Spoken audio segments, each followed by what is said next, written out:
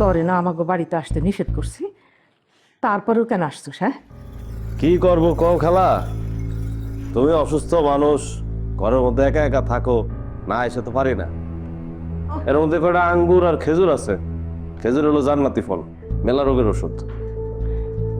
তোর খেজুর আর আঙ্গুর নিয়ে যা।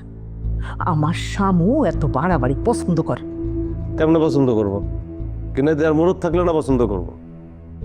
কতবার করে ওরে কইলাম যে তোমার চাকরি বাকরি করার দরকার নাই, তোমাকে দুইজনের দায়িত্ব আমার।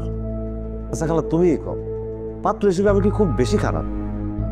খারাপ ভালো আমি বুঝি না, তবে একটা কথা আমি ভালোই বুঝি। তুই যদি এতই ভালো হবি, তাহলে তুই দুইটা বউ পিঠা খেদাই দিছিস কেন? ওই তো, তোমরা তো খালি আমার দোষটাই দাও, তারাই দিছে তো সাত কইরা। হাই, এত কথা কইস না তো। হ্যাঁ, আমার সাপ সাপ কথা। তুই আমার মাইয়ার পিছন থেকে সইরা যা।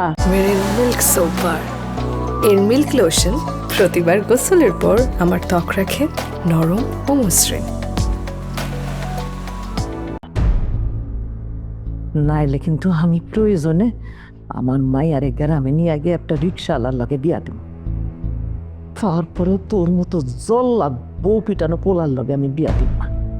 যাতে তোমার মায়ারে যখন আমার মনে ধরছেই, যেমনি হোক করে আমি বিয়া করেই ছাড়বো।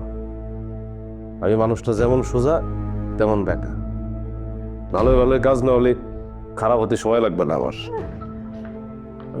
একটা সোজাচ্ছে না, তার দাঁড়িয়ে আমি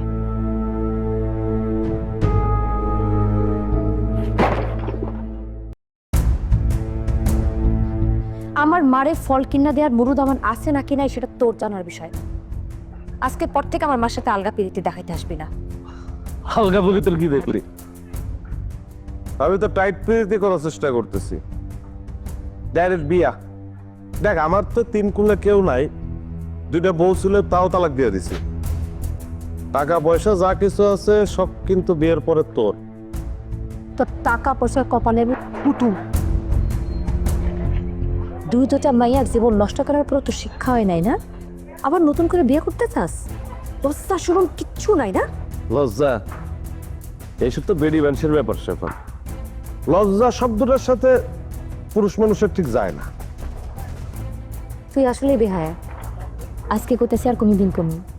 আমার পিছু পিছু নেওয়া বাদ দে, নাহলে কিন্তু খবর আছে।